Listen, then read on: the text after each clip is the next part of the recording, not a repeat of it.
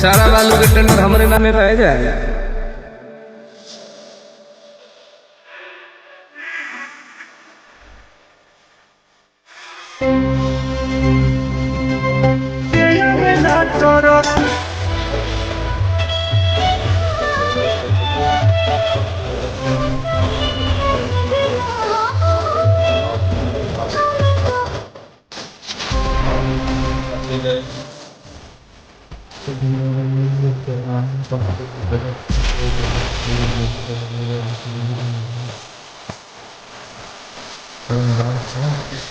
Movie को काफ़ी ज़्यादा अच्छे फिल्म बनाए गए हैं टुनटुन यादव जी के साथ, जो मूवी काफ़ी ज़्यादा धमाल मचा रहा है दोस्तों।